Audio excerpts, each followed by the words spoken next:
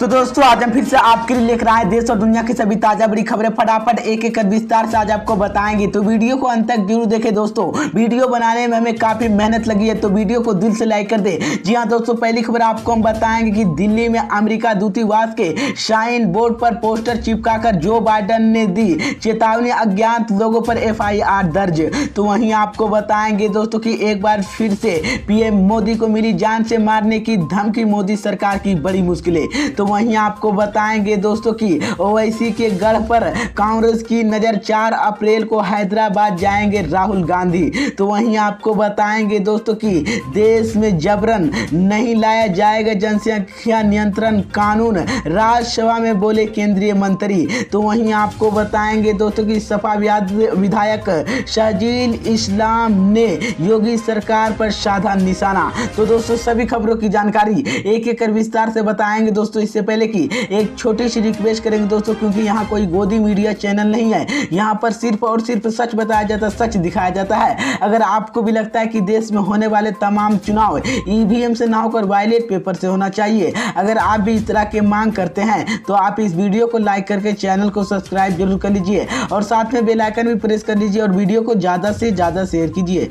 इसी बीच पर दोस्तों अगली खबर की औरतों की मां आपको बताएंगे कि दिल्ली में अमेरिका दूतावास के साइन बोर्ड पर पोस्टर चिपकाकर जो बाइडेन ने दी चेतावनी, अज्ञात लोगों पर FIR दर्ज। जी हाँ दोस्तों, आपको बता दें ये बड़ी खबर सामने निकलकर आई दोस्तों की राजधानी दिल्ली स्थित अमेरिका दूतावास के लिए साइन बोर्ड के कथित तौर पर खराब करने के आरोप में दिल्ली पुलिस ने शनिवार को अज्ञात लोगों के खिलाफ FIR दर्ज की है। हिंदू सेना की नामक के दक्षिणी संगठन दूतावास के साइन बोर्ड पर पोस्टर चिपकाकर लगाने की जिम्मेदार ली है। इसी बीच में आपको बता दें कि पोस्टर में लिखकर गौर भरमदेश सांसद जो बाइडेन के प्रशासन भारत की धमका बंद करे। इसी बीच में आपको बता दें कि हमें आपकी जरूरत नहीं है, अमेरिका के चीन के खिलाफ भारत की जरूरत है, हमें सभी अनुसूचित के बहादुर भारतीय छात्र के बोले पर गर्व है। इसी बीच में आपको बता दें वहीं इसी को लेकर हिंदू सेना ने राष्ट्रीय अध्यक्ष विष्णु गुप्ता द्वारा शुक्रवार को जारी किए एक बयान, उन्होंने दावा किया था कि उन्हें संगठन के सदस्य के अमेरिका के राष्ट्रपति जो बाइडेन प्रशासन द्वारा भारत के लगातार धमकाने का विरोध किया है। उन्होंने यह भी आरोप लगाया कि जो बाइडेन ने प्रशासन कोविड के महामारी के लिए प्रभावित अमेरिका अर्थव्यवस्था के लिए पूंजीवादी करने की विफल रहा है और यूक्रेन रूस के संकट के बढ़ाने में सक्रिय के रूप में शामिल हो रहा है। इसी बीच में आपको बता दें कि गुप्ता ने कहा कि भारत के ऐसे देश के इतिहास सबक जरूरी नहीं है जिसने संयुक्त राष्ट्र की मंजूरी बिना योग्य सिविलियन और इराक पर आक्रमण किया और कम से कम 1 दर्जन देशों की अमेरिका के समाज के लिए घुटने झुकाने पर नष्ट कर दिया। उन्होंने आरोप लगाया है कि जो बाइडेन प्रशासन UNSC के भारत के लिए वोट पावर देने के लिए पक्ष में नहीं है। इसी बीच तो ये बड़ी अपडेट आई दोस्तों। इसी बीच पर दोस्तों अगली खबर की औरतों की मां आपको बताएंगे कि एक बार फिर से PM मोदी को मिली जान से मारने की धमकी, मोदी सरकार की बड़ी मुश्किलें। जी हाँ दोस्तों, आपको बता दें ये बड़ी खबर सामने निकलकर आई दोस्तों की प्रधानमंत्री नरेंद्र मोदी को जान से मारने की अजीब और गरीब धमकी मिली है। एक ईमेल के जरिए IAS PM मोदी के मारने की इस धमकी के नेशनल एजुकेशन एजेंसी के लिए NA मुंबई शाखा की इसकी जांच कर रही है। इसी धमकी के अजीब और गरीब की इसलिए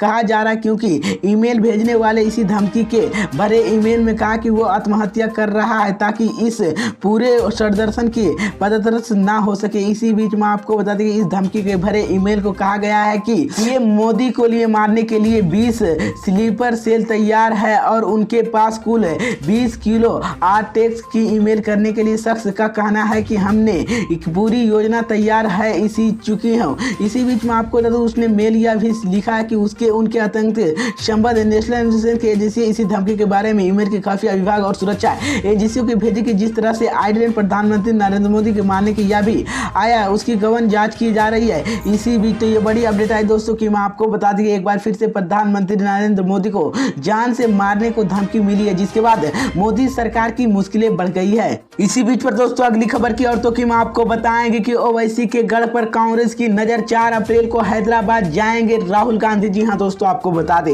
ये बड़ी खबर सामने निकल कर आई दोस्तों के 5 राज्यों में करारी शिकायत के हार के बाद कांग्रेस पार्टी ने 2023 में चुनाव को लेकर राज्य के लिए कमर कसनी शुरू कर दी है। इस बार कांग्रेस की नजर असदुद्दीन ओवैसी के गढ़ हैदराबाद के फतेह करने की नजर है। इसके लिए कांग्रेस पार्टी के लंबे समय से प्रयास कर रही है। इसी बीच आगामी 4 अप्रैल के कांग्रेस नेता राहुल गांधी के तेलंगाना पहुंच रहे हैं। हालांकि इन दिनों में कांग्रेस तेलंगाना के नेताओं के राहुल गांधी के बीच इस तरह से यहाँ दूरी बैठक होगी। राहुल गांधी ने बुधवार को दिल्ली में अपने आवास पर राज्य के वरिष्ठ पार्टी नेताओं की सभी मुलाकात की थी।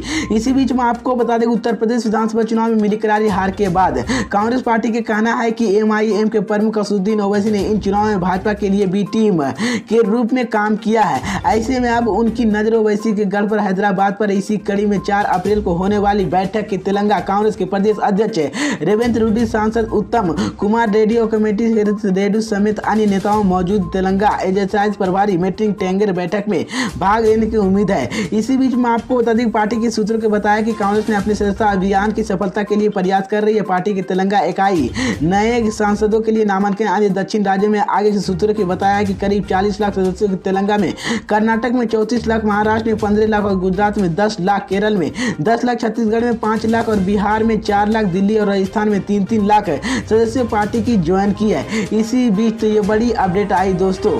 इसी बीच पर दोस्तों अगली खबर की औरतों की मां आपको बताएंगे कि देश में जबरन नहीं लाया जाएगा जनसंख्या नियंत्रण कानून, राज्यसभा में बोले केंद्रीय मंत्री। जी हां दोस्तों, आपको बता दें, ये बड़ी खबर सामने निकल कर आई दोस्तों कि केंद्रीय स्वास्थ्य एवं परिवार कल्याण मंत्री मनसुख और मंडाविया ने शुक्रवार को राज्यसभा में जनसंख्या नियंत्रण कानून को लेकर बात रखी। इसी बीच उन्होंने कहा कि देश में जबरन जनसंख्या नियंत्रण कानून नहीं लाया जाएगा। उन्होंने कहा कि भारत के लिए जनता इसे खुद ही नियंत्रण कर रही है और इसके लिए जागरूकता अभियान चलाया जा रहा है। भाजपा सांसद राकेश सिन्हा ने जुलाई 2019 में राज्यसभा के अपने जनसंख्या विनय विधेयक पेश किया था। इस बार बात करते हुए मंडाविया ने कहा कि देश में राष्ट्रीय जनसंख्या नीति और राष्ट्रीय स्वास्थ्य है। इसी बीच में आपको बता दें कि राकेश टिकैत ने स्वास्थ्य मंत्री हस्तक्षेप के बाद शुक्रवार को विधेयक वापस लिया और मंडाविया ने कहा कि विभिन्न परिवार के नियंत्रण कार्यक्रम के प्रभाव की सूचीबद्ध किया गया, जिसमें कुल प्रतिनिधि 4 एडवाइजर की शामिल है।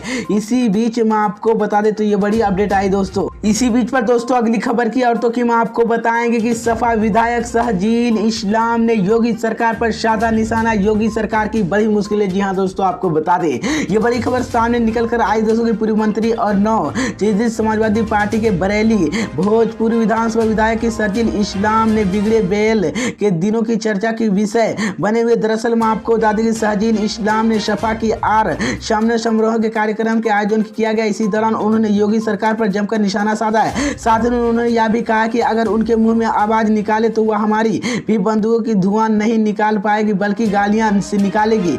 इसी बीच में आपको बता दें कि सपा विधायक शहजील इस्लाम ने समाजवादी पार्टी के नेताओं के कार्यकर्ताओं को संबोधित आज कल चर्चा में बना हुआ है। उन्होंने कहा कि पहले हमारे काम विधायक थे और तो सदन में सीएम योगी ने बहुत भला बुरा कहा था, बस मुंह गाली नहीं दे बाकी सारे कार्यक्रम कर दिए। अब हम लोगों की अच्छी संख्या विपक्ष के अंदर राष्ट्रीय अध्यक्ष अखिलेश यादव नेता प्रतिपक्ष आज अगर मुख्यमंत्री होते तो नेता के नेता सदन के होने वाले योगी आदित्यनाथ के अगर आप शब्द कहने के काम करेंगे तो हम लोग भी चुपचाप बैठने वाले नहीं है। हम लोग यहाँ पर हाथों हाथों जवाब देने की काम करेंगे। राष्ट्रीय अध्यक्ष अखिलेश यादव ने ऐलान कर दिया है कि हम समाजवादी पार्टी के लोग सड़कों के लिए भी लड़ाई लड़ेंगे और सदन में अंदर भी सरकार की लड़ाई लड़ने का काम करेंगे। इसी बीच उन्होंने कार्यकर्ताओं के संबोधित करते हुए कहा है कि परेशान के निराश होने की जरूरत नहीं, वह इन दिनों जबकि उनकी तानाशाही चलती है जबकि इसी मजबूत विपक्ष सदन के मौजूद हो। उन्होंने यह भी हमारे दिल की अजीत नेता जेकी बब्बर और शेर के अखिलेश यादव के भी आपके साथ है। इसी बीच तो ये बड़ी अपडेट आई दोस्तों कि मैं आपको बता दूं कि सपा विधायक शहजील इस्लाम ने योगी सरकार पर निशाना साधा है, जिसके बाद